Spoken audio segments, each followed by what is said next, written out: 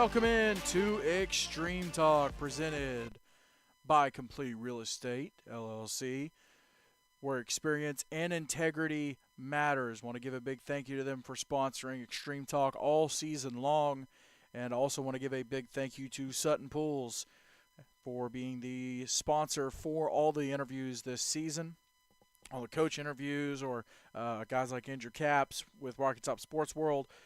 So big thank you to them as well. Big thank you to you for tuning in today to Extreme Talk. Got a great show lined up for today. 3:15, as you can see on the screen. 3:15, we'll have Coach Josiah Davis from Tabernacle Christian School. At 3:40, we'll have Coach Michael Crawley from South Haven Christian School. And at 4 o'clock, we'll have Mr. Andrew Caps. He's the Director of Business Development for Rocky Top Sports World, and we'll be revealing I believe it's the first version of the class of 2025 watch list for the Gatlinburg All-American Bowl. So very excited about that and looking forward to it. But want to give a big thank you to everyone. Obviously, 2 shows into the season. Everyone is still kind of finding out about the show. But I want to give everyone who's listening a big thank you. Hit 200 views. Well, I guess it'd be listens, not really views, but 200 listens on the show last week. So big thank you for that. And then I was also looking at it across all social media platforms, Facebook, Twitter, Instagram, and YouTube.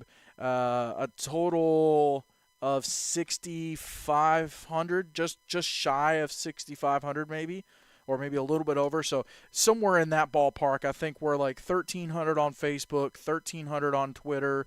I think Instagram we're just a hair off of 1,800. And then YouTube, just a hair shy of 2,200 subscribers. I think it's 2,181. So big thank you to everyone, all the support that you guys, all the love you guys show. Really means a lot, and so really appreciate that. But as we get going into the season, a lot of new teams coming into the 8-man world, and so if you don't mind giving it a share, telling somebody about it, tell a friend, maybe somebody who enjoys listening to maybe some sports talk, maybe a coach who would want to hear something from another coach, maybe something they could apply. Just give them a share. Give them a big, tell them about it. Tell them about it. I really appreciate it. I also want to give a big shout out and a big thoughts and prayers to St. Dennis family, Hank St. Dennis. Everyone knows him from the NHSA, and then his son Mike, who's kind of taken over the deal. But just want to give a big shout out to them. And I know things are getting difficult or getting busy as we get closer to the season, getting ready to try to start putting everything together for that tournament. So I want to give a big shout out to them. And I really that tournament has meant a lot. It's a lot of fun. And so I want to give a big thank you to them for everything that they do with the tournament. Can you believe that we are only, let's see, today's the 21st, so next Friday, at least here in Tennessee, we have the 2024 Jamboree hosted by Christian Community School. That's Friday night and Saturday night. But we only have one Friday night, at least here in Tennessee, one Friday night left of no football. I'll tell you, it's been a long off season. I've been bored out of my mind on Friday nights here during the off season. I mean, I'm looking forward to it. I don't know about y'all, but I'm excited. A little Friday night football. Of course, you got the Jamboree. Not this weekend, next weekend. The weekend after that is kind of the week one for most of the 8-man teams. Tennessee, Alabama, South Carolina. You got the Black Bear Brawl next weekend in Gatlinburg, or not next weekend, the weekend after that. I'm sorry. So it's 3 weeks from yesterday. Black Bear Brawl in Gatlinburg. So really excited about that. A lot of good football coming up here in the very near future, and it needs to come a little bit quicker and just kind of pick up its pace a little bit, But regardless, very excited about the football that is coming, and very Looking forward to it quite a bit. I think that's enough stalling. So let's go ahead and get our first guest lined up for today.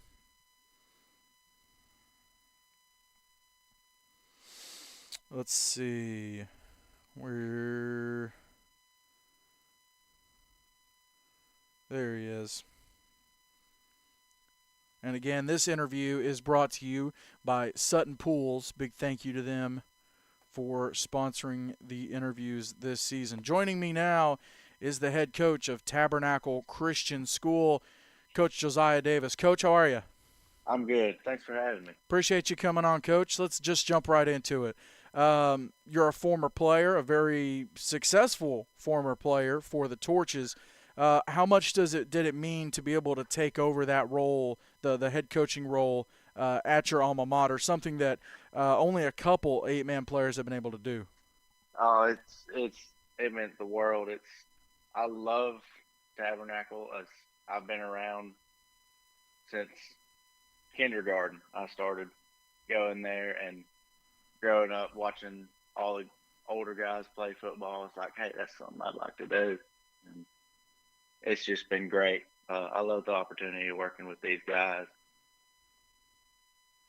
Now, obviously, you take over for a coach that everyone loved, Coach Clint Chase, and every chance I got to interact with him, he's super hospitable, just a great guy.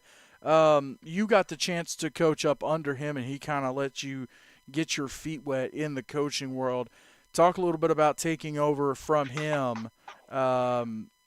Just somebody that everyone loved, and maybe some of the challenges that come with jumping into the role that you did.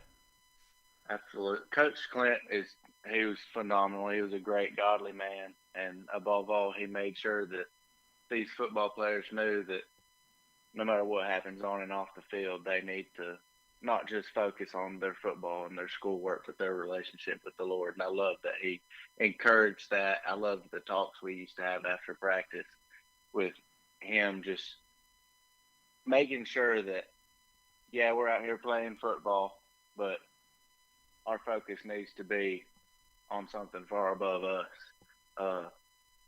It's kind of big shoes to fill. Yeah, no doubt. Him being such a good, godly man, and I'm young in my walk like that, but I'm trying my best. There's a lot of challenges coming in after him because, of course, he's going out, and sadly, his son Reed is graduated. Yeah. So there goes an excellent offensive weapon and defensive threat for opposing teams.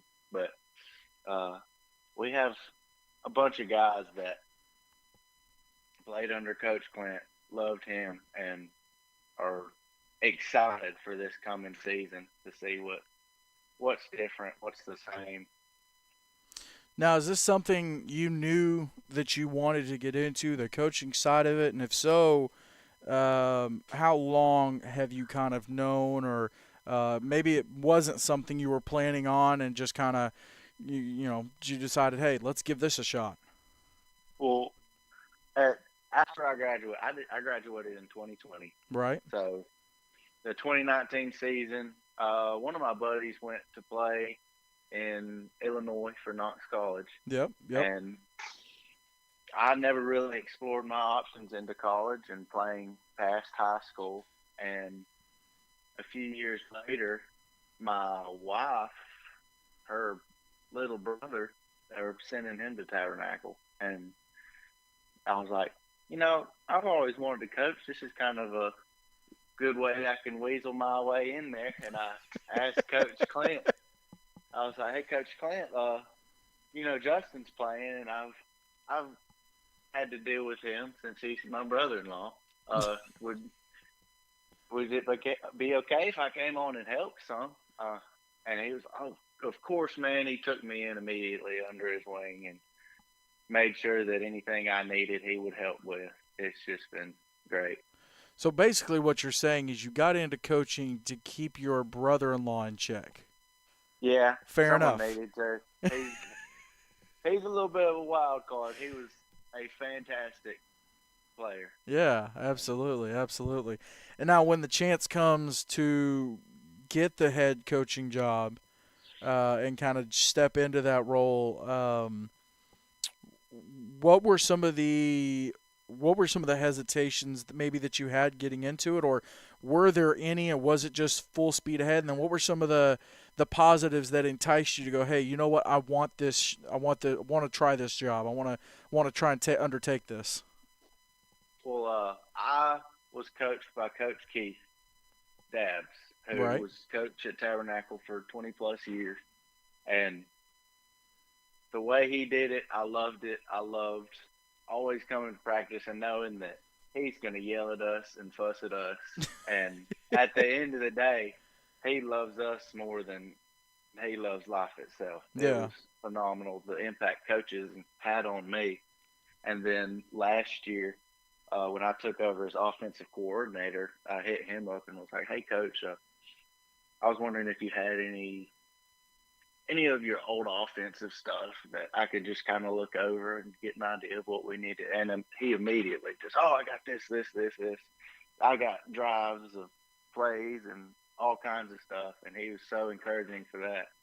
And then when Brother Andrew Peters, our athletic director at the time, asked if I wanted to take it, it was no hesitation. I knew I love coaching. It's so rewarding to be able to see all the months of practice, and then you go out there and watch the guys execute and be successful.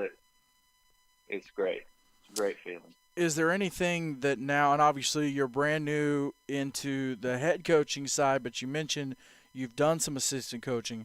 Is there anything that now, as a coach, you look back at you as a player and go, man, I wish I would have paid more attention to this, or, oh, that's why he said this? Is there something where you look back and go, man, I was a knucklehead? Um, I'm sure there's some things. I I love football so much. I was a little bit of a loser about it. I would study plays, and Coach Keith would be calling things, and I would be like, "Well, Coach, why are you doing it like this? If you did it like this," and then he'd get on to me and be like, "Are you the coach?" And so I'm sure there's some things that I've picked up that I don't realize Yeah. from getting chewed out and yelled at. But Well, let's if I look at this correctly, when you were playing, y'all went to 3 conference championship games. Am I correct? that's correct. Out of 4. We went my freshman year and then my junior and senior year. So when you get into coaching, or even going into this year, and you know, you look at the team, you've lost a lot of guys, but you have the experience, you know what it takes to get to the top, which is somewhere Tabernacle hasn't been able to get to in a while. Not trying to sound negative about it, but something that, you know, they've just come up just a hair short. So having that experience as a player, and now going into the other side of it and trying to lead these guys and get them going and maybe rebuild even a little bit. What are a couple things? Is it a mindset? Is it you know, maybe something to do on the field? But what is something you can take from those experiences and apply it this year, or even going forward with the young men that you're coaching? It's a little bit of a mindset, I would say, but it's effort. You gotta give 100%, 100% of the time. I wasn't the most athletic person when I played. I got out there and I did what I was told. And if I wasn't able to do it, I tried harder and got it done somehow. It's it's just another game once you get past the regular season and into the playoffs and into the championship. If you're lucky enough to make it that far, nothing changes. The field is still 40 yards wide. It's still however long. It's still however many seconds in between plays. It's just a game. You got more people there. Sure, it's loud. It's it's it's your reward. Yeah. You get to go out and you get to perform in front of your friends, your family, your classmates. It's there's nothing better than Friday Night Lights. No, no. It, I mean, people can go to college and talk about that, but when you're in high school and you have all your friends, because everyone's going to the football games, your families, it's it's great. Well, and especially at a small school like that, everybody's going to turn out. There's no question about it. Absolutely. Uh, we've been lucky.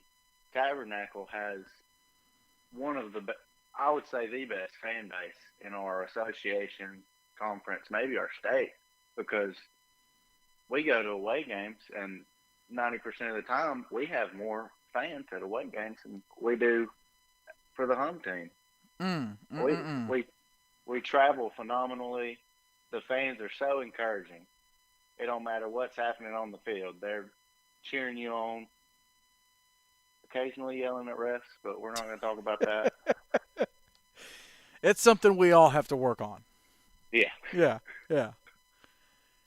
Well, speaking of away games, obviously you being a player, you played some of these teams that you're now going to coach against, and some of them are going to be on the road. Some of these games, is there anywhere that you look at and you say, I can't wait to go play this game? Is there somewhere that on the road? Obviously, you guys have a phenomenal home environment, but in terms of going on the road, is there anywhere you're looking forward to that you want to you're looking for that game? Man, I always love playing. I believe we put Tuscaloosa at home this year. I've Yeah, always loved playing Tuscaloosa's there. at home. They're always so they're welcoming. They have great facilities. Our away games, I think most of all, I'm probably looking forward to Victory Columbus. There you go. Uh, we've always had. They're not rivals. We've had heated games with them. It's Yeah. always we're always really competitive, no matter what, and that always gets your blood pumping. Oh yeah. Where was your favorite place to play as a player? Where was Ooh. somewhere, or was there a place that you really did not want to play? I never liked playing at Russell because it was always a drive. Uh, and most of the, or all but once, it was never good when we got there. Uh, There's nothing around them either. no, Russ, I remember one of our Russell games. We got there and game's over. It was late. We're headed home, and it's like, all right, we can eat at this gas station, or you can eat when you get home at 3 in the morning. I've made that drive. It's tough. It's tough out there. Absolutely, it is. It's pretty rough. They Well, do. They have a great field, though. They're very blessed to have that facility. now, you guys kick off the season on the road, and it's a game that got set up here recently. But you guys get to go on the road to Springfield, Tennessee, take on South Haven Christian, a team out of the SEC. An out-of-state game like that, and I don't recall. Did you have any out-of-state games when you played, or um, and then other than like Russell and Columbus, which are Mississippi, but like non-conference out-of-state games, did you get to play in any? And then as a coach, getting ready for a game like this, what was something that made you want to take a game like this? I don't remember any when I played. I think Coach Keith tried to avoid those if they weren't necessary as much as possible. But Right. getting ready for it, really, it is just another game. It's going to be a long drive, and it's going to be the first week of school. Uh, More than anything, I was just happy to get a game before our conference schedule starts Right. so that we have some on field experience, figure out what does work, what doesn't work, who needs to be where, just to get some offense and defense set before we head into our conference schedule. That's always going to be tough. Yeah, you know what? I'm looking through your schedule here on Max Preps, and I don't see any out of state games other than Russell and Victory. So yeah. Yeah, So first game out of state. I know Tabernacle back in the day. I believe Tabernacle played maybe Franklin Christian I a little remember bit. playing Franklin once when I was in elementary or less, because my sister, who's a few years older than me, was a cheerleader at Tabernacle, and I remember them complaining about having to go so far. Let's see. It would have been let's see if they got it. 2014. Yeah, Yeah. 'cause I think she graduated in 2016. There you go. Well, let's talk about this year because everyone, we can talk about the past, but let's talk about this year. Um, Obviously, you guys have done a couple workouts. I'm assuming. Yeah. Who are some guys that have kind of stepped up, and then maybe some guys from last year. Obviously, you guys lost guys like Reed. We talked about that. But who are some guys from last year that you're looking to step up, and then some guys from the off-season workouts that have really kind of taken it to the next level. Um, Aaron Peters, who played quarterback for us last year, he started out kind of, I don't know if I want to play football, and he's really come into it. He did the workouts. He's been putting in the work, encouraging everyone to play. He's turned into a phenomenal leader, and I can't be thankful enough for him. And also Alex Tank, who was our center, is probably the most excited person about football season coming up. He loves it. He's great at it, and those two guys I'm blessed to have as seniors coming Yeah, in yeah, and being absolutely. leaders. And then we have he's going to be a sophomore this year, I believe. Landon Irvin, he stepped up a lot. He came in last year, first time ever playing 8-man football. He had to get thrown around at some lineman positions because we were a little short in the lineman position. And I don't know how much he liked that, but he stuck with it. And he's coming in this year, and he's put in a lot of work over the summer, and he's ready to play some ball. Do you think it'll be easier to get your guys? How do they say? Get them up for a rivalry game like a Tuscaloosa or Russell or maybe even Jacksonville, or you think it'll be easier to get them ready for maybe like a South Haven or something like that? Uh, I would say probably a rivalry. Our We've had a rivalry with Tuscaloosa since before I was around, and every time we play them, it's a knockdown, drag out. Yeah, that's a Usually down to the last minute, sometimes overtime, and then after the game, it's one of those that it's a mutual respect. After the game, everyone's shaking hands. oh for Great sure. job, win or lose. It's one of those knockdown, drag outs that is very rewarding, win or lose. Let's go back one more time. As a player, what's the go-to pregame meal, and what's the playlist looking like? As a player, oh man, uh, Well, what's it looking like as a player and then a coach? Let's compare the two. as a player, pregame meal, it was whatever our team mom made, What was the and favorite though? What was the one you looked at and go, "Oh, it's going to be a good night tonight"? so my mom was our team mom for at least my junior and senior year.